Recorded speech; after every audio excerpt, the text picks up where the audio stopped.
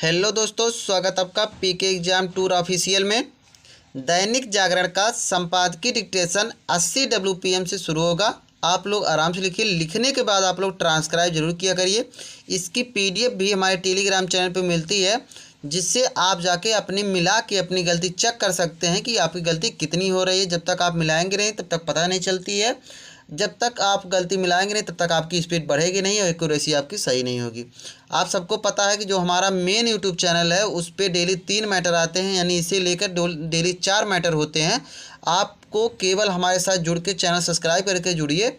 आराम से फ्री में आप अपनी स्किल की तैयारी करिए, कहीं आपको भटकने की ज़रूरत नहीं है। चलिए, मैटर 5 सेकंड बाद स्टार्ट होगा। Ready, start. पेट्रोलियम मंत्रालय से जुड़ी संसदीय समिति ने ऊर्जा सुरक्षा की तैयारियों पर सवाल उठाते हुए यह सही कहा कि आपातकालीन स्थिति के लिए देश में कच्चे तेल की पर्याप्त भंडारण क्षमता नहीं है।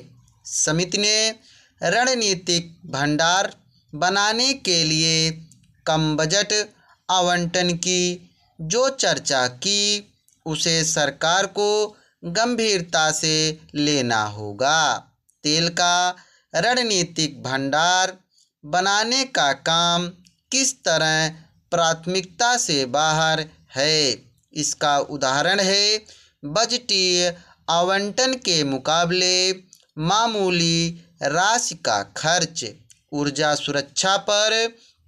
इसलिए तत्काल प्रभाव से ध्यान देना होगा, क्योंकि हाल में पश्चिम एशिया में जो स्थिति बनी वह भविष्य में भी बन सकती है।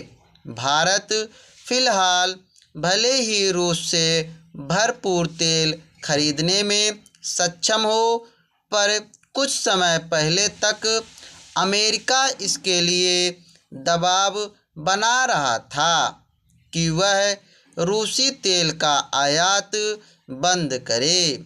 उसने ईरान से भी तेल खरीद पर प्रतिबंध लगा रखा है। इसके पहले उसने वेनेजुएला की तेल बिक्री को प्रतिबंधित कर रखा था। भारत की समस्या केवल यह नहीं कि उसे अपनी आवश्यकता का 85% से अधिक तेल एवं करीब 60% गैस आयात करनी पड़ती है, और इनमें से एक बड़ा हिस्सा उस पश्चिम एशिया से आता है जहां रह रहकर संघर्ष छिड़ जाता है। भारत की समस्या यह भी है कि उसकी तेल एवं गैस भंडारण क्षमता इतनी नहीं कि 3-4 माह आयात किए बिना गुजारा हो सके।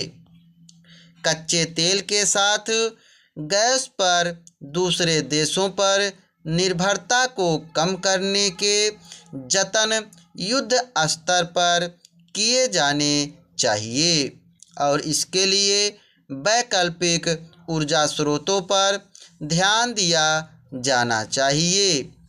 घरों और उद्योगों में इस्तेमाल होने वाली गैस की कमी कैसे संकट खड़े कर सकती है, इसे वर्तमान परिदृश्य अच्छी तरह बता रहा है।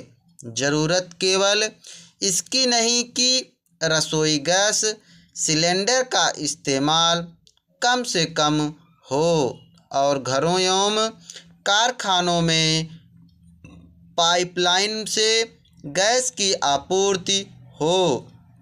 ज़रूरत इसकी भी है कि हर क्षेत्र में स्वच्छ ऊर्जा के विकल्पों का चलन बढ़े। यही समय है कि देश में सौर ऊर्जा, पवन ऊर्जा आदि के उत्पादन और उपयोग पर जोर दिया जाए। उन उपायों पर भी बल दिया जाना चाहिए जिनसे इलेक्ट्रॉनिक वाहनों का चलन तेज़ी से बढ़े। अभी ऐसा इसलिए नहीं हो पा रहा है क्योंकि पर्याप्त चार्जिंग पॉइंट ही नहीं हैं। निसंदेह यह भी समय की मांग है कि खाना पकाने में बिजली का इस्तेमाल बढ़े। भारत को ऊर्जा सुरक्षा को इसलिए सर्वोच्च प्राथमिकता देनी होगी क्योंकि उसके लिए दूसरे देशों पर आश्रित रहना कभी भी गंभीर संकट खड़े कर सकता है। इससे संतुष्ट नहीं हुआ जा सकता कि ऊर्जा सुरक्षा संबंधी कई योजनाएं प्रस्तावित हैं क्योंकि अपने यहाँ सौर ऊर्जा से लेकर परमाणु ऊर्जा संयंत्र लगाने की योजनाएं तो बन जाती हैं, लेकिन उन पर अमल बहुत धीरे होता है। Full stop. आशा है कि आप लोगों ने मैटर अच्छी तरह लिखा होगा। हमने मैटर 80 की स्पीड से बोला है। आराम से आप लिखिए। लिखने के बाद आप लोग जाके PDF से मिला के अपनी गलती चेक करिए और देखिए कितनी गलती आपकी हो रही। चलिए, जिन साथियों ने चैनल को सब्सक्राइब नहीं किया आप लोग सब्सक्राइब करके जुड़िए। थैंक यू, धन्यवाद।